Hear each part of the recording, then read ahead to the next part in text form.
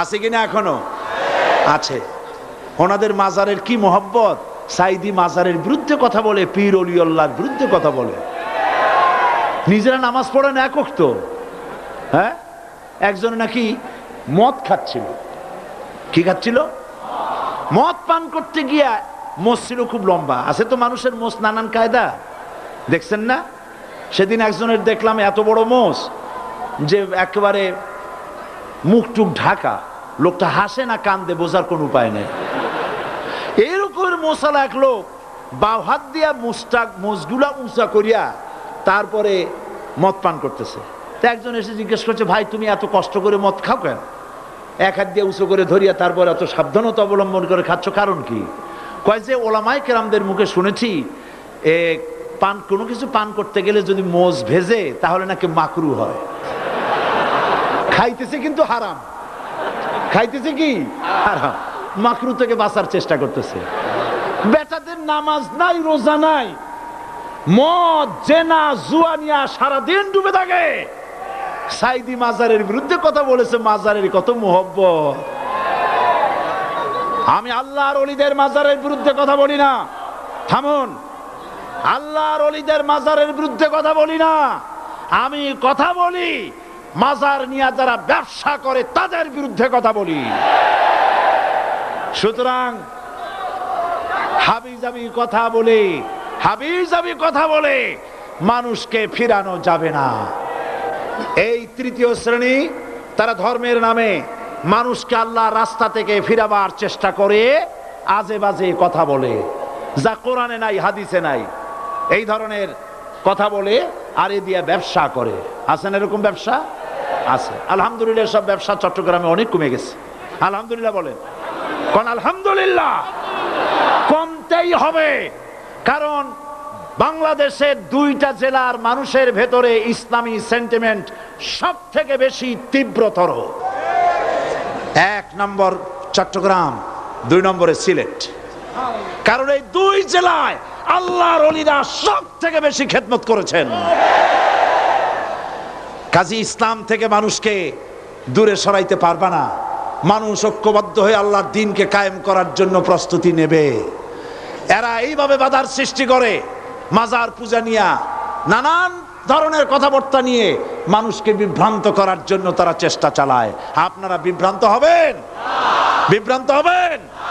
বড় বড় ওলামাদের কাছে যাবেন, আলেমদের কথা শুনবেন, ফাসেকরা কি বলল শোনার কোনো প্রয়োজন নাই।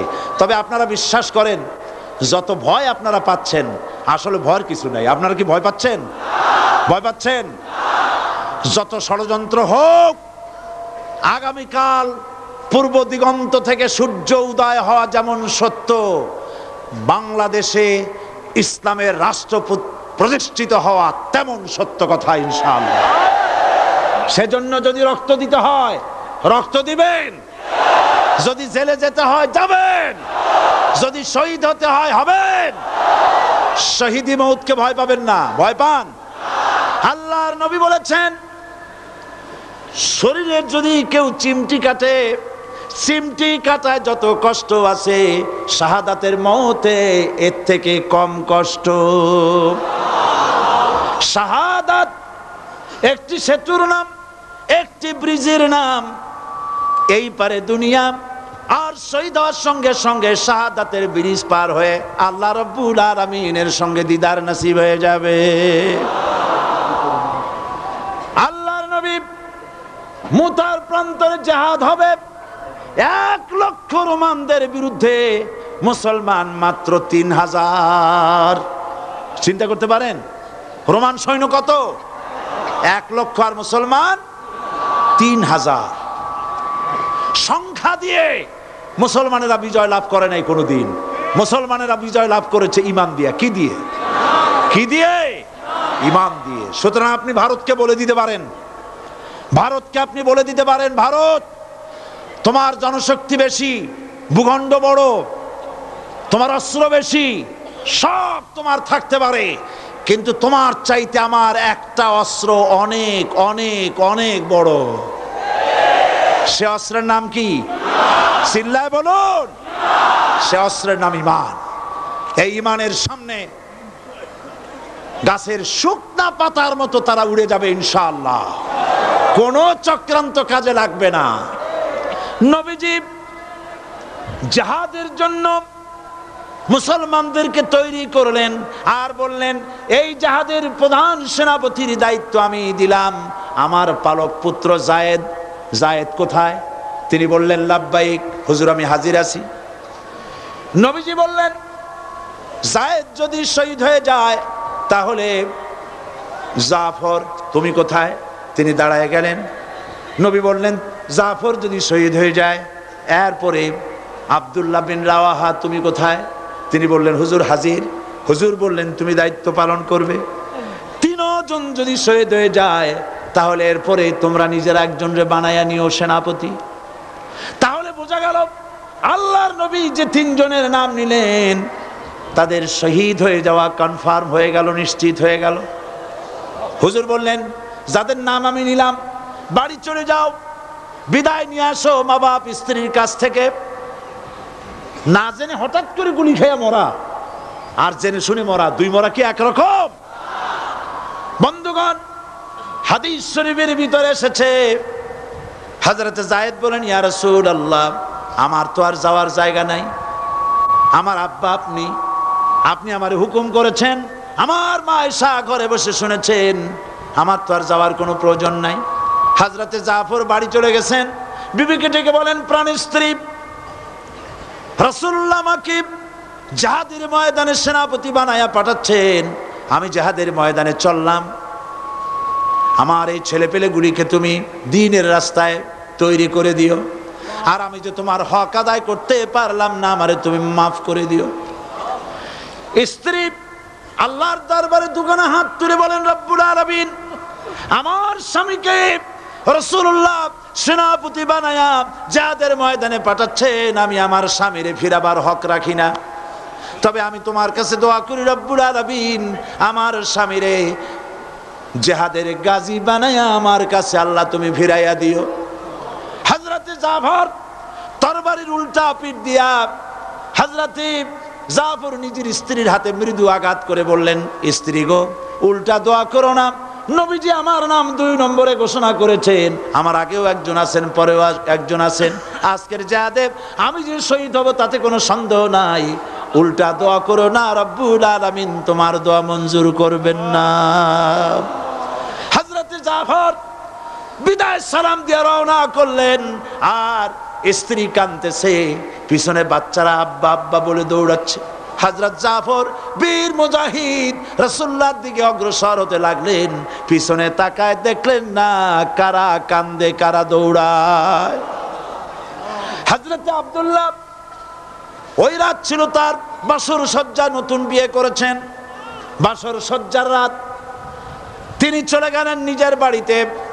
বাড়িতে গিয়ে দেখেন রুমের ভিতর স্ত্রী তেলাওয়াত করতেছেন। তিনি বাইরে দাঁড়ায় বলছেন, স্ত্রী গো, একটু তেলাওয়াত থামাও, আমার একটু কথা শোনো, নবীজি আমাকে জিহাদের ময়দানে সেনাপতি করে পাঠাচ্ছেন, আমি চললাম, আমি তোমাকে দেখি নাই, তোমার কোনো হক আদায় করতে পারি নাই, আজকে রাত ছিল বাসর সজ্জার রাত, কোনো হক আদায় করতে পারলাম না, আমারে মাফ করে দিও। স্ত্রী বলছে, প্রাণের স্বামী, মেহেরবানি করে একটু ঘরে আসেন, রাসূলুল্লাহ আপনাকে জিহাদের ময়দানে পাঠাচ্ছেন, আমি অনুনয় বিনয় করে আপনাকে ফিরাবো না, একটু ঘরে আসেন। হযরত আব্দুল্লাহ বলেন, না, ঘরে আসবো না, ঘরে ঢুকলে পরে তোমাকে দেখলে পরে আমার মনের ভিতরে ভালোবাসার সৃষ্টি হয়ে যেতে পারে, আমি ভিতরে আসবো না। স্ত্রী বলছেন, প্রাণের স্বামী, আল্লাহর কসম করে বলি, আপনাকে দেখলে পরে প্রেম নিবেদন করব না, দেখতে চাই শুধু এই জন্যে, আমি শুনেছি আপনি একজন সুদর্শন সুপুরুষ, একবার মাত্র বিয়ের আগে দেখছিলাম, একটা বার আপনাকে পুনর্বার একটুখানি চেহারাটা ভালো করে দেখে রেখে যেতে চাই, যাতে করে কিয়ামতের দিন অসংখ্য মানুষের ভিতরে আপনারে আমি স্বামী বলে চিনে নিতে পারি। হযরতে জাফর বলেন, প্রাণের স্ত্রী, তুমি যদি ধৈর্য ধরে থাকো আমাকে দেখার কোনো প্রয়োজন নাই, আর তুমি যদি ধৈর্য ধরে থাকতে পারো আমার শাহাদাতের পরে কিয়ামতের দিন আল্লাহ রাব্বুল আলামিন জান্নাতের ভেতরে তোমারে আমারে স্বামী স্ত্রী হিসাবে পরিচয় করাইয়া দিবে। তিনজন জিহাদের ময়দানে ঝাঁপিয়ে পড়লেন। হযরতে যায়েদ অসংখ্য মানুষ নিধন করে শহীদ হয়ে গেলেন। জাফর ইসলামের ঝান্ডা হাতে নিয়ে রওনা করেছেন। কাফেররা তারে ঘিরে ফেললো, ডান হাতে কোপ দিল, বাম হাতে পতাকা ধরলেন, বাম হাতে কোপ দিল। এবার দুইটা কাটা ঝুলানো হাত দিয়া পতাকা বুকের সাথে জড়ায় ধরেছেন। পাশের সাহাবীকে ডেকে বলেন, নবীর সাহাবী শোনো, আল্লাহর নবীকে বলে দিও জীবনের শেষ মুহূর্ত পর্যন্ত কলেমার পতাকা জড়ায় ধরেছি, মাটিতে পড়তে দেই নাই। আমার মনে হয় আমি এখন শহীদ হয়ে যাব, কারণ আমার নাকের মধ্যে আমি এখন আল্লাহর জান্নাতের সুঘ্রাণ পেতেছি। হযরতে জাফর শহীদ হয়ে গেলেন। হযরতে আব্দুল্লাহ বিন রাওয়াহা আর আবু উবায়দা দুজনে মিলে পতাকা ধারণ করার জন্য চলে এলেন। দূরের থেকে নজর করে পতাকা কে যেন উঁচু করে রাখছে। মনে মনে ভাবলেন আমরা যাওয়ার আগে ইসলামের পতাকা কে ধরলো। কাছে গিয়ে দেখেন হযরতে জাফরের পা কাটা, দুই পা কেটে কাফেররা দুই দিকে ফেলে দিয়েছে, দুই হাত কেটে দুই দিকে ফেলে দিয়েছে, দেহটা একদিকে ফালায় রাখছে, আর শূন্য মাথাটা, শুধু মাথা একদিকে পড়ে থেকে ইসলামের পতাকা কামড়ায়া উঁচু করে ধরে রেখেছে। হযরতে আব্দুল্লাহ এবং হযরতে আবু উবায়দা দুজনে মিলে হাত পা মাথা মস্তক একত্রিত করে কাফনের কাপড় পরাইয়া হযরতে আবু উবায়দা বলেন, হযরতে জাফরের পা থেকে শুরু করে মাথা পর্যন্ত চুমা খাইলাম, কবরের মধ্যে শোয়াই দিলাম। রাতের বেলায় আমি যখন ঘুমাইছি স্বপ্নে দেখি হযরত জাফর আল্লাহর জান্নাতের ভিতরে ফেরেশতাদের সাথে উড়ে বেড়ায়। আমি প্রশ্ন করলাম, জাফর আল্লাহ রাব্বুল আলামিন তোমার সাথে কি ব্যবহার করলেন? হযরত জাফর বলেন, ভাই আবু উবায়দা, আল্লাহ আমাকে জান্নাতের নাজ নেয়ামত দিয়ে বলেছেন, জাফর তুমি আমার কাছে আর কি চাও? আমি বলেছি আল্লাহ কিচ্ছু চাই না, আর একবার জমিনে পাঠায় দাও, তোমার দিন কায়েমের জন্য কাফেরদের বিরুদ্ধে লড়াই করে জীবনটা আর একবার দিয়ে আসি। আমার বন্ধুগণ, আল্লাহর দিন কায়েমের জন্য, আল্লাহর দিন কায়েমের জন্য রক্ত দেওয়ার জন্য প্রস্তুত থাকতে হবে। আল্লাহর রাসূল নিজে রক্ত দিয়েছেন, রাসূল নিজে রক্ত দিয়েছেন, সাহাবায়ে কেরাম দিয়েছেন, তাদের রক্তের বিনিময় ইসলাম এই পর্যন্ত এসেছে। আজ পৃথিবীতে 140 কোটি মুসলমান এই পৃথিবীতে বসবাস করে, কিন্তু মুসলমানের সেই ইজ্জত আজ আর নাই। ঠিক কিনা? ঠিক কিনা? ও মুসলমান, মুসলমান হিসাবে গর্ববোধ করো। আমাদের পরিচয় কি? আমাদের পরিচয় কি? আমি আমার সমস্ত শক্তি দিয়া, হৃদয়ের সবটুকুন শক্তি নিয়ে বলছি, আমাদের পরিচয় বাঙালি নয়, আমাদের পরিচয় মুসলমান। চিল্লায় বলো আমাদের পরিচয় কি? আর দেশ হিসাবে আমাদের পরিচয় বাংলাদেশী। দেশ হিসাবে পরিচয় কি? আর জাতি হিসাবে আমার নাম, আমি মুসলমান। চিল্লায় বলো আমরা কি?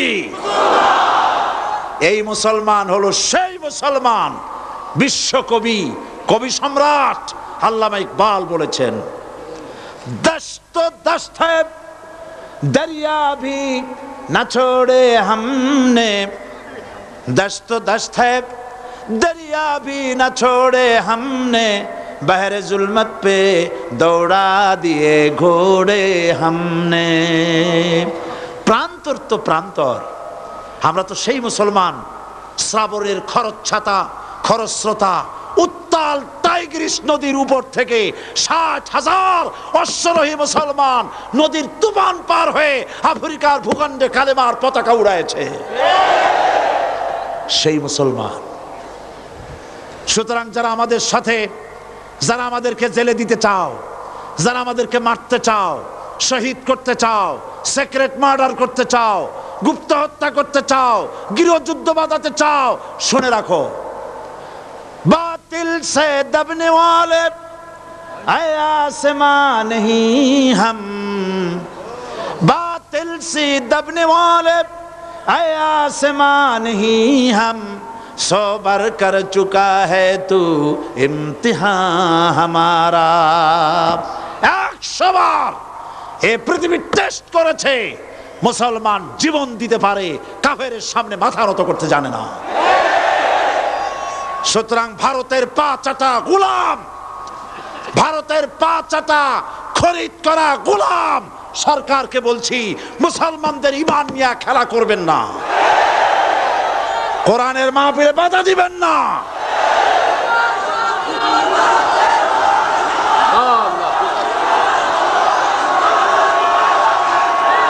আল্লাহ রাব্বুল আলামিন মুসলমানদেরকে বিজয় দিবেন ইনশাআল্লাহ। বলেন ইনশাআল্লাহ, বলেন ইনশাআল্লাহ। শাহী জুমা মসজিদ, জুমা মসজিদে পুলিশ পাহারা দিতে হবে কেন? জুমা মসজিদে জুতা পায়ে দিয়া ঢুকলো কারা?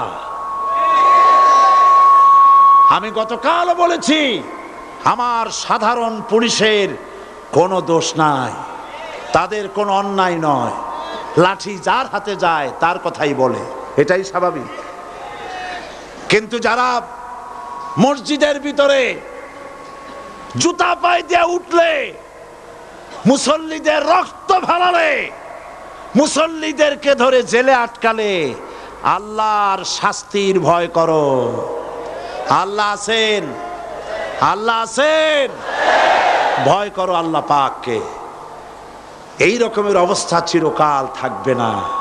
এরকমের অবস্থা চিরকাল থাকবে মোটেই নয়, পরিবর্তন আসবেই এবং চট্টগ্রামে আসবে ইনশাআল্লাহ। সর্বপ্রথম চট্টগ্রামে আসবে।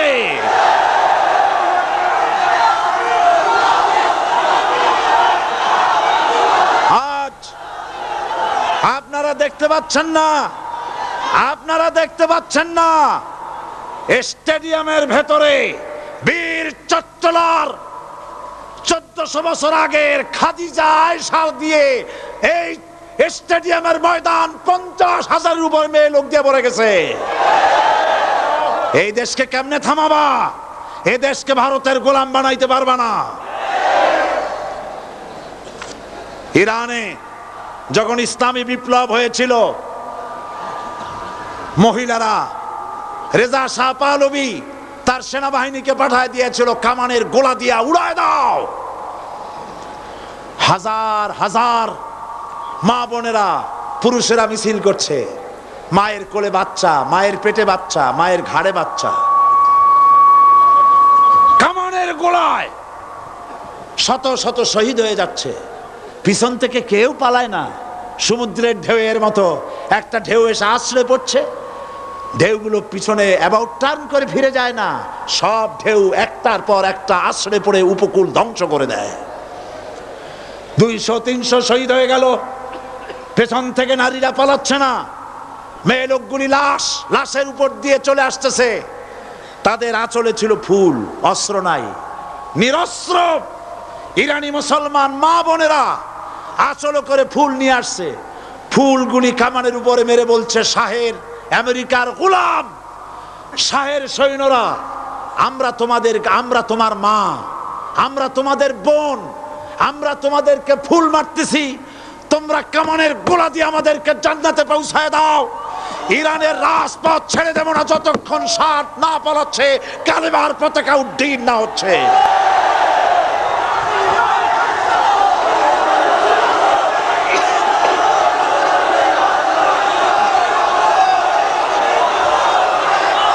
সুতরাং ভারতের পা চাটা গোলাম সরকারকে বলতে চাই, আজকের এই দৃশ্য চোখে দেখো,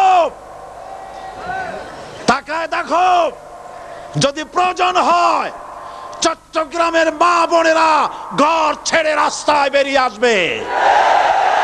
ঢাকা, সিলেট, খুলনা সমস্ত শহর বাংলাদেশ অচল হয়ে যাবে। মুসলমানদের ঈমান পরীক্ষার, আগুন পরীক্ষার ক্ষেত্রে এগিয়ে শোনা, মুসলমানদের ইমানের পরীক্ষা নিতে চেও না। আল্লাহর দ্বীন বাংলাদেশের জমিনে প্রতিষ্ঠা হবেই হবে ইনশাআল্লাহ। সেই সুযোগ আল্লাহ যেন দান করেন, বলেন আমিন। সুতরাং আল্লাহ পাকের লা ইলাহা ইল্লাল্লাহর কালেমা, এই কালেমা প্রতিষ্ঠা করার জন্যে রক্ত দিতে হতে পারে, জান দিতে হতে পারে, শহীদ হতে পারে, প্রয়োজন হলে সকলকেই ওই পথে যেতে হবে। তারপরেও বাংলাদেশে কোরআনের রাস কায়েম করতে হবে। সরকারকে বলছি, আলেমদের গায়ে আর হাত দিবেন না। মুফতি ইজহার সাহেবের সঙ্গে বেয়াদবি করেছেন। তিনি আলেমদের ওস্তাদ, হাজারো আলেমদের ওস্তাদ, তিনি কওমি মাদ্রাসার আলেম। আমি জীবনেও কওমি মাদ্রাসায় পড়িনি, আলিয়ায় পড়েছি। মনে করবেন না আমাদের মধ্যে দুশ্মনী আছে, কারো গায়ে হাত দিলে আর একজন কথা বলবে না। আর একজন বাংলাদেশের আর একজন আলেমের গায়ে যদি সরকার হাত দেয়, বাংলাদেশ দাবানলের মতো দাউ দাউ করে আগুন জ্বলবে।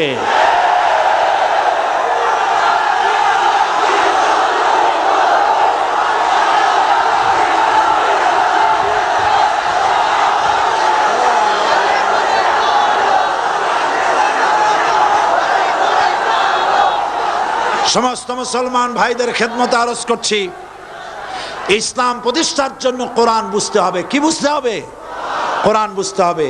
আপনারা তো হাত তোলা তো বাড়ির কাছে সবাই দাঁড়ায় গেছেন, বাংলাদেশ ইসলামী রাষ্ট্র চান, তাই না? কিন্তু ইসলামী রাষ্ট্র চাওয়ার আগে সকলকে নামাজি হতে হবে, 5 ওয়াক্ত নামাজ সঠিকভাবে আদায় করতে হবে। রাজি আছেন? রাজি আছেন?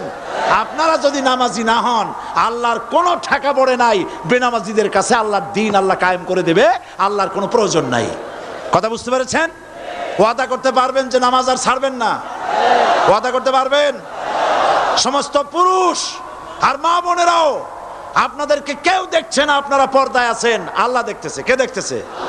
সকল মুসলমান নরনারী আকাশের দিকে দুহাত উঁচু করেন, বলেন ইয়া আল্লাহ, এ পবিত্র কোরআনের মাহফিলে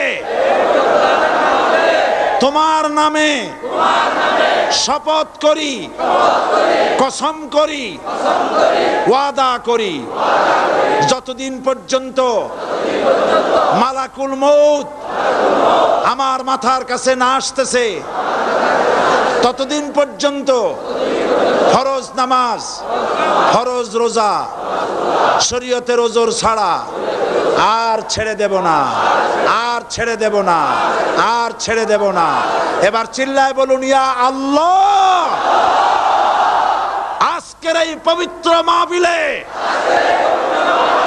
আমার এই ওয়াদা মৃত্যু পর্যন্ত আমাকে পালন করার তৌফিক দাও। আমিন আমিন ইয়া রাব্বাল আলামিন। আমি এখন মোনাজাত করব আপনাদের নিয়ে। মোনাজাতের আদব হলো বসা স্টেডিয়ামের বাইরে, সার্কিট হাউসের সামনে, আশেপাশের সমস্ত রাস্তাঘাটে, বাসে, ট্রাকে, রিকশায়, গাছে, ছাদে, যিনি যেখানে আছেন সব বসে পড়ুন। আমার এই মাইকের আওয়াজ যত দূরে শুনতে পাচ্ছেন, সমস্ত মুসলমান যার যার জায়গায় বসে পড়ুন আর জোরে সোরে জিকির করেন লা ইলাহা ইল্লাল্লাহ।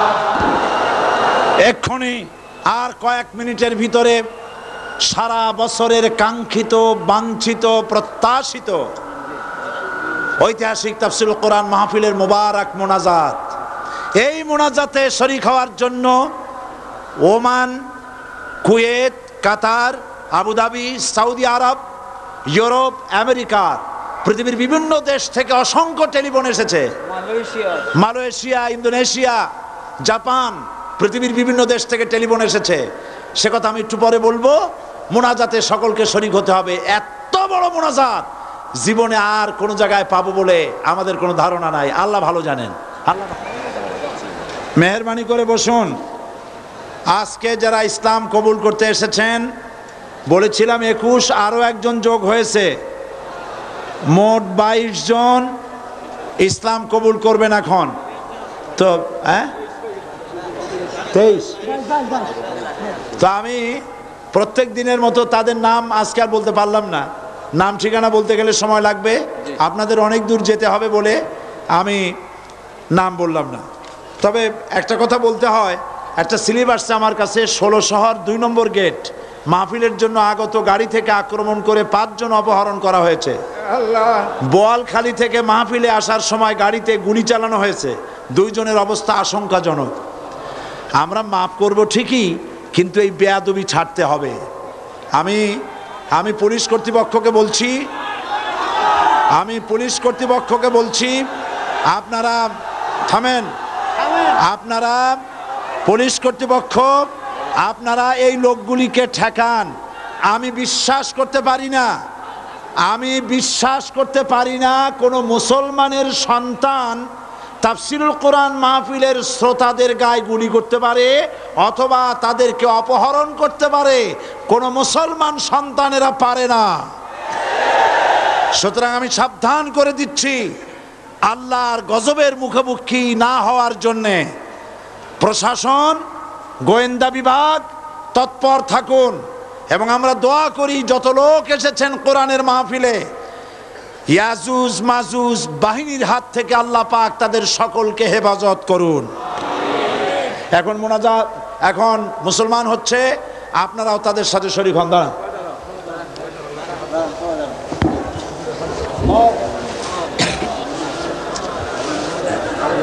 হাত দেন সকলে, আমার সাথে হাত দেন, আমার হাত ধরেন সকলে। লা ইলাহা ইল্লাল্লাহু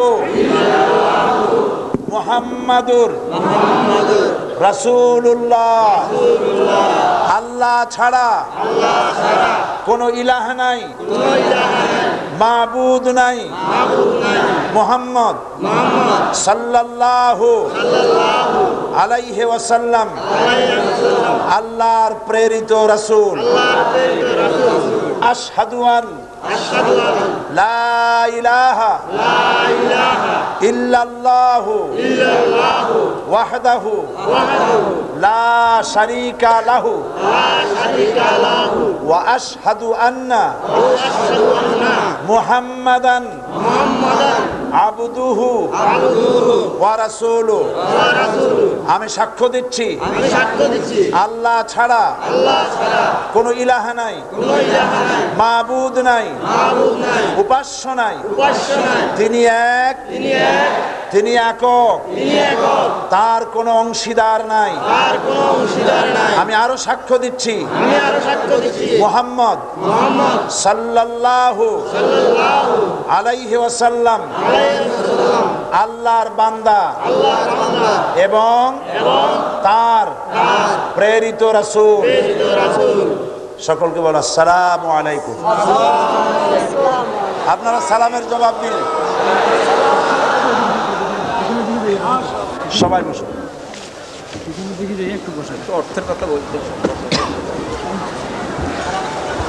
আমরা বলি আলহামদুলিল্লাহ।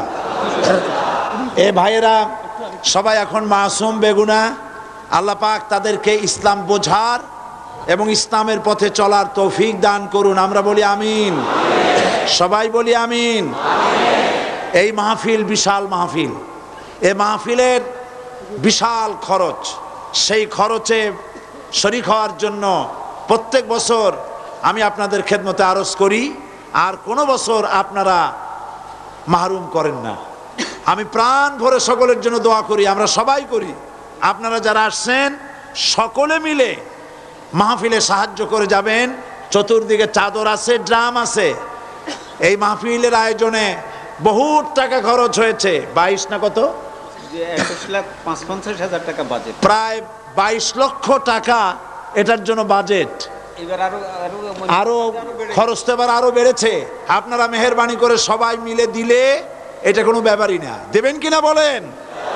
যাওয়ার সময় দিবেন কিনা বলেন? আল্লাহ পাক সকলকে তৌফিক দান করুন, বলেন আমিন। আর Bangladesh education society, Bangladesh Islamic centre, Al Quran academy লন্ডন সহ, জনতা পাবলিকেশনস সহ বাংলাদেশের বিভিন্ন জায়গা থেকে অসংখ্য লাইব্রেরিয়ান মোবাইল লাইব্রেরি হিসেবে তারা চট্টগ্রামের তাফসির মাহফিলে এসেছেন এবং এটা বাংলাদেশের সর্বশ্রেষ্ঠ ইসলামী বইমেলা। এত বড় বইমেলা কোথাও হয় না। বই কখনো মানুষকে ঠকায় না, বিশেষ করে ইসলামের বই। যাওয়ার সময় সকলেই তাফহিমুল কোরআন, বিশ্বের বহু তাফসির আছে, সমস্ত তাফসিরের কদর আমরা করি।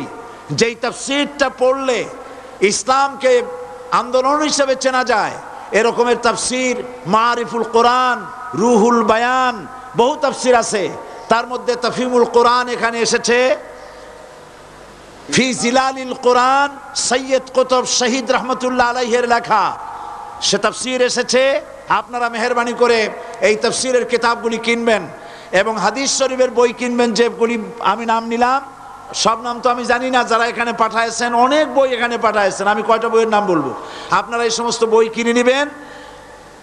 এমন কেউ যাবেন না যে 5 টাকা থেকে শুরু করে 200, 1000 টাকা, 2000 টাকার বই না নিয়েছেন। ইসলামের জন্য, মাহফিলের জন্য সাহায্য করবেন আর বই সকলে নিয়ে যাবেন। ছেলেপেলেকে ইসলামী আদর্শ অনুযায়ী গড়ে তোলার জন্য যে সমস্ত ইসলামী কিন্ডারগার্টেন আছে, বিশেষ করে দারুল ইরফান একাডেমি, শাহ ওলিউল্লাহ একাডেমি, এরকম যেগুলি আছে, আরো যা আছে, এগুলিতে দিবেন। আল্লাহ যেন আপনাদেরকে তৌফিক দান করেন, বলেন আমিন। মাওলানা, বইয়ের দোকানগুলো খোলা থাকবে। ও একটা দিন আমরা বইয়ের জন্য বাড়াই। আচ্ছা, মাশাআল্লাহ।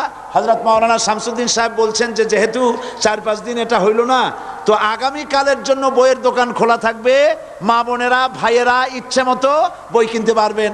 আর সর্বশেষ আয়াতুল কুরসির তাফসীর আমার ইচ্ছা ছিল 5 দিন আমি আপনাদেরকে শোনাবো ইনশাআল্লাহ, কিন্তু পারলাম না। মাত্র 3 দিনে শেষ হয়ে গেল, আর শেষ করতে পারলাম না, একটা অংশ শেষ করতে পারিনি। তবে এই তাফসীর সৌদি আরবের শ্রেষ্ঠ আলেম বর্তমান মোহাম্মদ সালেহ বিন আল উসাইমিন, তার লেখা আয়াতুল কুরসি তাফসীর অনুবাদ হয়েছে। আমি নিজে এটাকে এডিট করেছি, সম্পাদনা, অনুবাদকে সম্পাদনা করেছি। বইটি প্রত্যেক লাইব্রেরিতে আছে, আয়াতুল কুরসির তাফসীর। সবাই খরিদ করে নিয়ে যেতে চেষ্টা করবেন। আল্লাহ রাব্বুল আলামিন সকলকে ইসলামের পথে চলার জন্য, ইসলাম বোঝার এবং এই রাস্তায় চলার তৌফিক দান করুন। দোয়া তো সবার নাম নিয়ে নেওয়া যাবে না। এই দস্তগীর সাহেব সহ, মীর নাসির সাহেব, জাহাঙ্গীর সাহেব সহ, জনাব কি ওয়াহিদুর রহমান সাহেব সহ যারাই সহযোগিতা করেছেন, পানির ব্যবস্থা করেছেন, আইন আদালতের মোকাবেলা করেছেন, সমস্ত অন্যায়ের ষড়যন্ত্রের মোকাবেলা করেছেন, সবার জন্য প্রাণ ভরে দেওয়া হবে। আর যাদের সন্তান নাই তাদের যে কি কষ্ট, বহু চিঠি তারা লিখেছেন, ওমান থেকে, প্যারিস থেকে, সৌদি আরব থেকে, আজকেও বহু টেলিফোন এসছে, তারা দোয়া চেয়েছেন। আপনারা সবাই তাদের জন্য দোয়া করবেন। গ্রিসের রাজধানী এথেন্স, সেখান থেকেও আমার কাছে টেলিফোন এসেছে, তারা দোয়া চেয়েছে। তারা এই তাফসীর মাহফিলের জন্য কান্নাকাটি করেছে। আসেন আল্লাহ পাকের কাছে দোয়া করার আগে আল্লাহকে একটু ডেকে নেই আমরা সবাই, সকলে গলা ছেড়ে মহব্বতের সাথে আপনারা কিছু সময় আল্লাহকে ডাকেন। সুবহানাল্লাহ ওয়ালহামদুলিল্লাহ লা ইলাহা ইল্লাল্লাহ, সুবহানাল্লাহ ওয়ালহামদুলিল্লাহ লা ইলাহা ইল্লাল্লাহ, সুবহানাল্লাহ ওয়ালহামদুলিল্লাহ লা ইলাহা ইল্লাল্লাহ, সুবহানাল্লাহ ওয়ালহামদুলিল্লাহ লা ইলাহা ইল্লাল্লাহ, লা ইলাহা ইল্লাল্লাহ মুহাম্মাদুর রাসূলুল্লাহ। আল্লাহুম্মা আমিন। রব্বানা যালামনা أنفسنا وإن لم تغفر لنا وترحمنا لنكونن من الخاسرين। সবাই পড়েন আমার সাথে, রব্বানা যালামনা আনফুসানা ওয়া ইন লাম তাগফির লানা ওয়া তারহামনা লানাকুনান্না মিনাল খাসিরিন। ربنا ظلمنا أنفسنا وإن لم تغفر لنا وترحمنا لنكونن من الخاسرين ربنا العالمين 3 দিন ব্যাপী কোরআন শরীফের তাফসীরের মাহফিলে আমরা দরুদ পড়েছি, জিকির আজকার করেছি, কোরআনের আলোচনা করেছি। আল্লাহ, আমি মানুষ, যারা আলোচনা এখানে করেছেন আমরা সবাই সাধারণ মানুষ। আলোচনায় যদি কোনো ভুল হয়ে থাকে আল্লাহ দয়া করে মাফ করে দাও। রব্বুল আলামিন, আমাদের দোয়া দুরুদি জিকির আজকারে আমাদের আলোচনায় তুমি যে খুশি হয়েছো যতটুকুন তার সবটুকুন বিশ্বনবী মুহাম্মাদুর রাসূলুল্লাহ সাল্লাল্লাহু আলাইহি ওয়াসাল্লামের রূহ মুবারকে পৌঁছায়া দাও। রব্বুল আলামিন, तमाम আম্বিয়ায়ে কেরাম, উলামায়ে মুতাকাদ্দিমিন, উলামায়ে মুতাআখিরিন, সালফে সালিহিন, যারা দুনিয়া থেকে মুমিন মুমিনাত বিদায় হয়ে গেল, আল্লাহ কবরগুলিকে জান্নাতের টুকরায় পরিণত করে দাও। রব্বুল আলামিন, এই লক্ষ লক্ষ মুসলমান নরনারী ভিক্ষুকের মতো তোমার দরবারে হাত তুলেছি। আল্লাহ গো, আমাদের মধ্য থেকে আমাদের মা বাপ যাদের দুনিয়া থেকে বিদায় হয়ে গেছে, আল্লাহ আমাদের মা বাপের কবরে সওয়াব পৌঁছায়া দাও। রব্বুল আলামিন, আত্মীয় স্বজন যদি বিদেশে থাকে 2 মাস 6 মাস পর চিঠি দিয়া খোঁজ খবর পাওয়া যায়, প্রত্যেক দিন টেলিফোন করে খবর পাওয়া যায়, কিন্তু আমাদের মা বাপ যাদের মারা গেল বছরের পর বছর, যুগের পর যুগ বিদায় হয়ে গেল, কোন হালতে আছে জানি না। আল্লাহ আমাদের মা বাপের কবরগুলি জান্নাতের টুকরায় পরিণত করে দাও। রব্বুল আলামিন, আমাদের আব্বা কত মহব্বত করতেন, কত কষ্ট করেছেন। আল্লাহ তাআলা আমাদেরকে লেখাপড়া শেখাবার জন্য কত কষ্ট করেছেন, মানুষ বানাবার জন্য কত কষ্ট করেছেন। আমাদের জন্য ঘর বাড়ি বানায়া জায়গা জমি কিনে রেখে সবগুলি থুয়ে খালি হাতে চলে গেছে বাবা। আল্লাহ, আমাদের আব্বার রুহের পরে সওয়াব পৌঁছায়া দাও। রব্বুল আলামিন, এখন তো আর বাড়ি গেলে নাম ধরে কেউ ডাকে না। আয় আল্লাহ, আমাদের আব্বা যত গুনাহ করেছি জানা অজানা, সমস্ত গুনাহগুলি আল্লাহ তুমি সাইয়াদগুলি হাসানাত দিয়া বদলাইয়া দাও। রব্বুল আলামিন, আমাদের জনম দুঃখিনী মা, আয় আল্লাহ, মা যা যে হারাইছে সেই বোঝে কি নিয়ামত তার চলে গেছে। আল্লাহ, আমাদের মা যার বিদায় হয়ে গেছে, মায়ের কবরটাকে জান্নাতের টুকরায় পরিণত করে দাও। রব্বুল আলামিন, মায়ের পেটের ভিতরে বসে 10টা মাস ধরে মায়ের কষ্ট দিছি। তিনি ডেলিভারিতে কষ্ট করেছেন, 2-2.5 বছর বুকের দুধ খেয়ে কষ্ট দিয়েছি, পেশাব পায়খানা করে মায়ের কাপড় চোপড় নষ্ট করে দিয়েছি। মা বিরক্ত হন নাই, থাপ্পড় মারেন নাই, আছাড় দিয়া ফালায় দেন নাই। আল্লাহ, মা যাদের মারা গেল মাবুদ, মায়ের কবরটাকে জান্নাতের টুকরা বানায়া দাও। রব্বির হামহুমা কামা রব্বায়ানি সগীরা। আমার ভাইয়েরা, আমার মা বোনেরা করুণ ভাবে আল্লাহরে বলেন, রব্বির হামহুমা কামা রব্বায়ানি সগীরা, রব্বির হামহুমা কামা রব্বায়ানি সগীরা।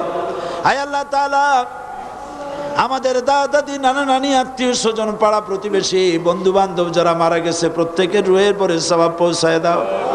আল্লাহ তাআলা, এই চট্টগ্রামে মাহফিলে আসলেই যে কয়টা নাম সবচাইতে বেশি মনে পড়ে তার মধ্যে বাইতুল শরীফের হুজুরের।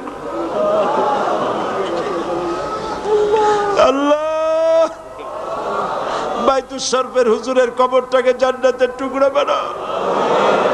গারাঙ্গিয়া পীর সাহেব হুজুরের কবরের সওয়াব পৌঁছায় দাও রব্বুল আলামিন। আর একজন সিংহ পুরুষ এই এলাকা থেকে বিদায় হয়ে গেছে, মাওলানা সিদ্দিক আজাদ। আল্লাহ কবরটাকে বেহেশত বানায় দাও রব্বুল আলামিন। হযরত সৈয়দ আব্দুল আহাদ আল মাদানী, আল্লাহ এই নিয়ামত আমরা হারাইছি, আল্লাহ তার কবরে তার রূহের পরে সওয়াব পৌঁছায় দাও রব্বুল আলামিন। আমাদের মধ্য থেকে আত্মীয় স্বজন যারা চলে গেল তাদেরকে মাফ করে দাও। আয় আল্লাহ, এবার আমরা আমাদের নিজেদের কথা বলি। তুমি তোমার আরশে আজিম থেকে চট্টগ্রামের এই মাটির দিকে তাকাও।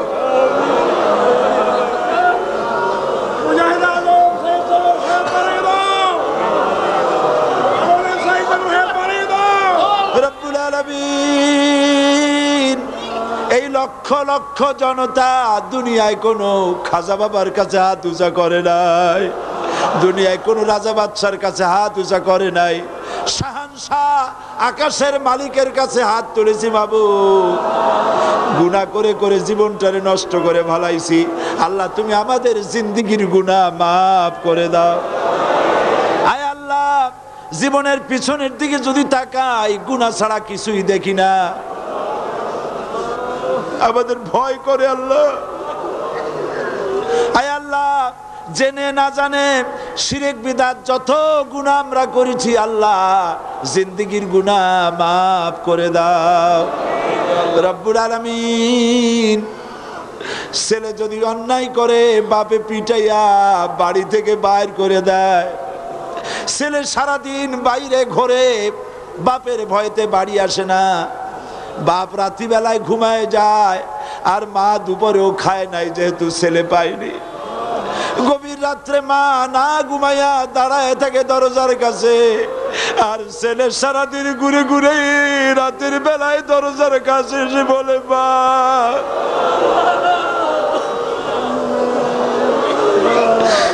মা দরজা খুলে বলে, বাবা রে কেন দুষ্টমি করিস? আর দুষ্টমি করবি না, সারাদিন কোথায় ছিলি? আমিও কিছু খাই নাই। আয় আল্লাহ তাআলা, মায়ের চাইতে লক্ষ কোটি গুণে মায়া তোমার বেশি। সারা জীবন দুষ্টমি করছি, গুনাহ করছি, রহমতের দরজায় হানা দিয়েছি, রহমতের দরজাটা খুলে দাও। आह जाती है फलक पर रहम लाने के लिए, बादलों हट जा दे दो राह जाने के लिए, रहम कर अपना नाम आईने करम को भूल जा, हम तुझे भूले लेकिन तू ना हमको भूल जा, हम तुझे भूले लेकिन तू ना हमको भूल जा, खल्क के रंदे हुए दुनिया की ठुकराए हुए आए हैं अब तेरे दर पर हाथ फैलाए हुए। अल्लाह, চট্টগ্রামের মাঠের দিকে তাকাও।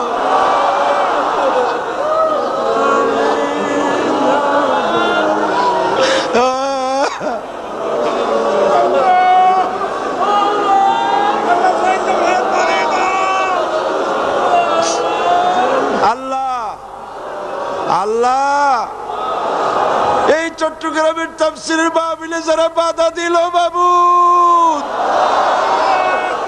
যারা 144 দ্বারা ছিল বাবু, কোরআনের খাদেমদের যারা মসজিদে পিটাইলো, যারা জেলে দিল, আল্লাহ বলেন আল্লাহ,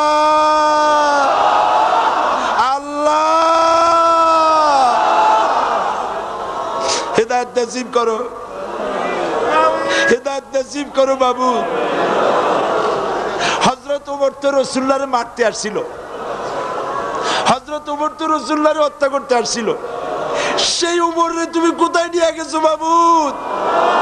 যারা তাফসীর মাহফিলে বাধা দিল, এই সবগুলিকে আল্লাহ আমাদের বানায় দাও আল্লাহ।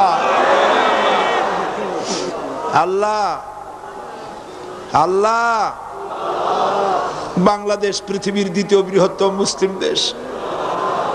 আমরা একটা বিপদে পড়ছি মাবুদ, আমরা ভুল করছি। আমার ভাইরা কান্দেন, আমরা ভুল করছি মাবুদ, আমরা বিপদে পড়েছি মাবুদ, আমাদের বিপদ থেকে বাঁচাও আল্লাহ। তুমি প্যালেস্টাইনে মুসলমান মারতেছো, আলজেরিয়ায় মুসলমান মারতেছো, বসনিয়ায় মারতেছো, তুমি কি আমাদের ব্যাপারে ওই রকম সিদ্ধান্ত নিছো নাকি মাবুদ? মাবুদ, তুমি কি সত্যি আমাদের উপর রাগ করছো? তুমি কি রাগ করতে পারো? তুমি তো রহমান, তুমি তো রহিম, তুমি তো বলছো নাব্বি ইবাদি আন্নী আনাল গাফুরুর রহিম। আল্লাহ আমাদের উপরে রাগ করো না, আমরা যাবো কই? আল্লাহ তুমি যদি রাগ করে আমাদের ফালায় দাও, তোমার কোনো ক্ষতি নেই, তোমার কোনো ক্ষতি নাই। কত ভালো বান্দা তোমার আছে, ক্ষতি তো সব আমাদের। আমাদের যদি পালায় দাও, আমরা তোমার মতো আল্লাহ পাবো কোথায় বাবু? আমাদের পালায় দিও না, রাগ করো না, গোসা করো না বাবু। আল্লাহ প্যালেস্টাইনি মুসলমানদের স্বাধীন বানায় দাও, কাশ্মীরের মুসলমানদেরকে স্বাধীন বানায় দাও, আলজেরিয়া বসনিয়া স্বাধীন বানায় দাও। আমার মা বোনেরা, চট্টগ্রামের মা বোনেরা কত কষ্ট করে আসছে, তাদের জন্য এবছর কিছু বলতে পারলাম না। প্রত্যেক বছর তাদের জন্য আলাদা কথা বলি, এবার কিছুই বলতে পারি রে আল্লাহ। আমার যত মা বোনেরা আসছে আল্লাহ, মা বোনদেরকে হযরত আয়েশা খাদিজার সাথে বেহেশত হইতে পারে এমন জীবন যাপনের তৌফিক দিয়ে দাও আল্লাহ। একটা মেয়ে লোকের বিয়ে হওয়ার পর তার জীবনের সবচাইতে বড় স্বাদ থাকে মা ডাক শোনার। এই বাচ্চা যারে তুমি দাও নাই, তার তো কলিজা মরুভূমি হয়ে গেছে বাবু। তুমি এই তাফসীর মাহফিলের দোয়া কত কবুল করছো আল্লাহ। নিসন্তানী মাদেরকে, নিসন্তানীদেরকে মা বানায় দাও, তাদের সন্তান দাও আল্লাহ। কত মানুষের রোগের জন্য দোয়া চেয়েছে, এত নাম আমরা কেমনে বলবো, তুমি তো সব জানো আল্লাহ। একজন এমপি সাহেব টেলিফোন করে আমাকে বলেছেন তার ছেলের ডেঙ্গু জ্বর হয়েছে, আল্লাহ ভালো বানায় দাও। যতজনে দোয়া চেয়েছেন সবাইকে তুমি রহমত করো মাবুদ। আপনারা দোয়া করেন। অধ্যাপক গোলাম আজম সাহেব টেলিফোন করে আমাকে বলেছেন তার পুত্রতুল্য স্নেহের খাদেম আতাউর রহমান মৃত্যুর মুখোমুখি হয়ে গেছে। আল্লাহ তুমি দয়া করে ছেলেটাকে বাঁচায় দাও আল্লাহ, তার প্রতি তুমি রহম করো বাবু। সারা পৃথিবী থেকে যত দোয়া চেয়েছে বাবু, গ্রিস থেকে, এথেন্স থেকে, প্যারিস থেকে, অস্ট্রিয়া থেকে, লন্ডন থেকে, কুয়েত, কাতার, ওমান, সৌদি আরব, মালয়েশিয়া, ভারত, পাকিস্তান, যত দেশ থেকে দোয়া চেয়েছে আল্লাহ, কোরআনের মাহফিলের দোয়া কবুল হয় বিশ্বাস করে দোয়া চেয়েছে আল্লাহ। কাউকে মারুম করো না বাবু আল্লাহ। আল্লাহ কোরআন শরীফের মাহফিলের চেষ্টা করতে গিয়ে যারা মাইর খাইলো,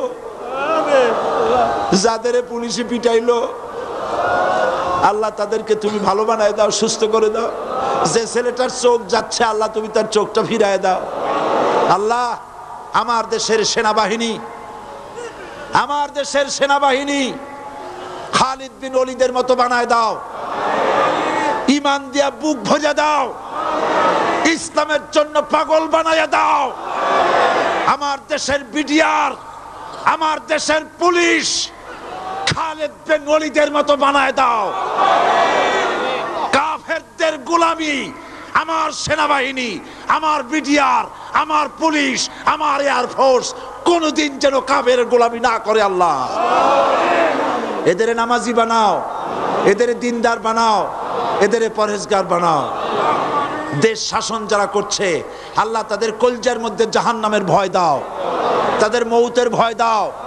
আলেম ওলামাদেরকে গ্রেফতার করার সাহস যেন তারা না করে, মাদ্রাসা বন্ধ করার সাহস যেন তারা না করে।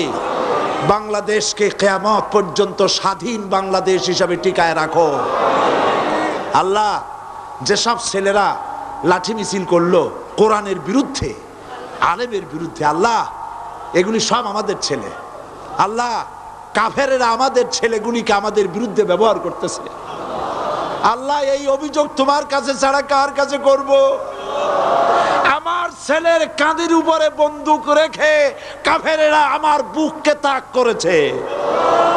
আল্লাহ আমার সব ছেলে আমাদের ফিরায় দাও। আল্লাহ তুমি দোয়া কবুল করো। আল্লাহ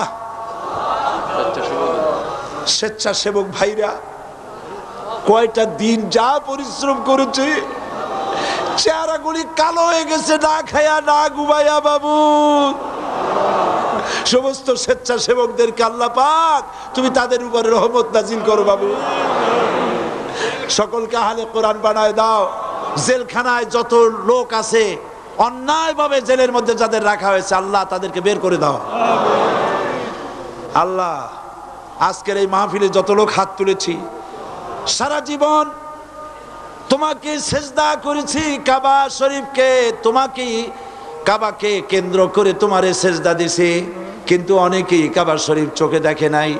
রব্বুল আলামিন আজকের মাহফিলে যত লোক আসছে, আমাদের পয়সার অভাব আছে, তোমার পয়সার অভাব নাই।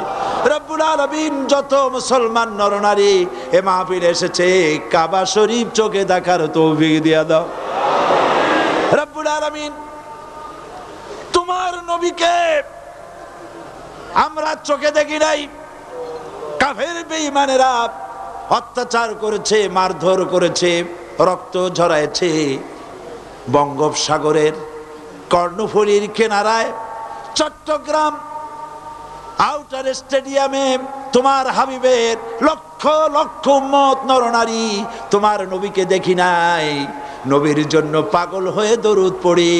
দয়া করে অন্তত তামাম জিন্দেগির ভিতরে একটা রাতে নবী পাকের সঙ্গে আমাদের স্বপ্নে জিয়ারত করাইয়া দিও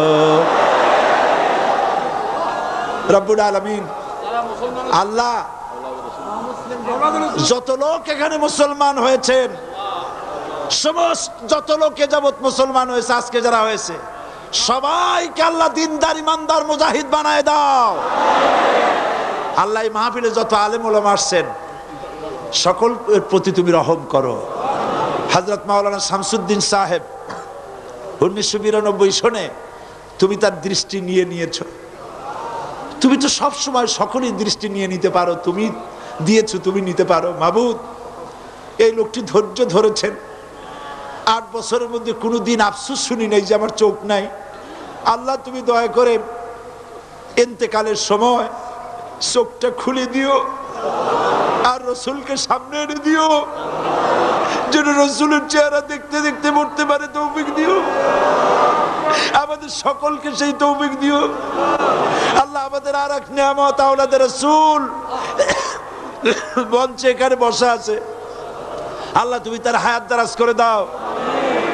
আল্লাহ তাকে দীর্ঘদিন এখানে রাখো, বলিষ্ঠ নেতৃত্ব দেওয়ার তৌফিক দাও রব্বুল আলামিন।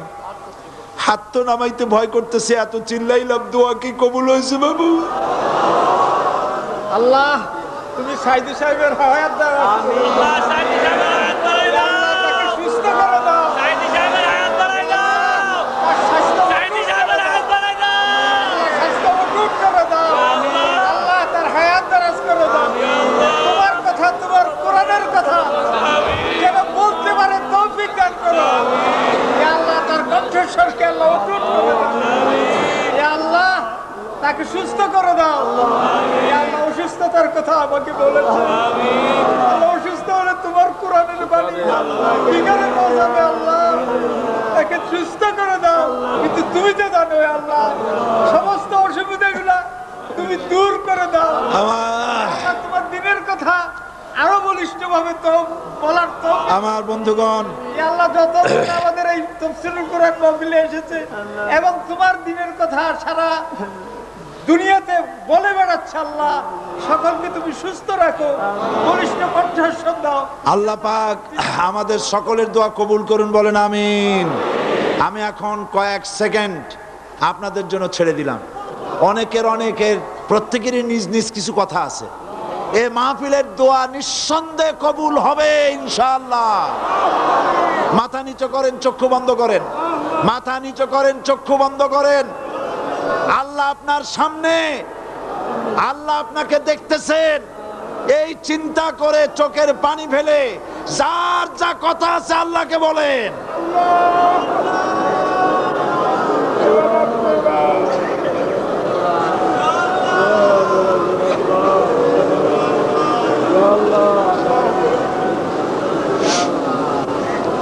আল্লাহ, তোমার বান্দাগুলি কি চাইতেছে এখন, এই লক্ষ লক্ষ বান্দারা কি চাইতেছে তুমি জানো বাবু।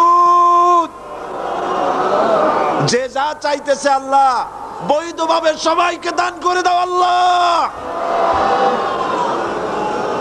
ডাকেন আল্লাহ রে, বলেন আল্লাহ, আল্লাহ, আল্লাহ, ইয়া রহমান, ইয়া রহিম, ইয়া হাইয়্যু, ইয়া কাইয়্যুম। আল্লাহ, যেসব দেশের স্বাধীনতা নাই তারা জানে পরাধীনতার কি দুর্দশা।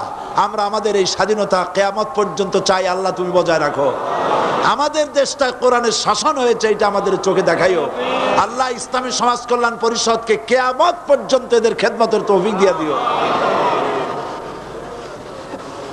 আল্লাহুম্মা ইন্না নাজআলুকা ফি নুহুরিহিম ওয়া নাউযু বিকা মিন শুরুরিহিম।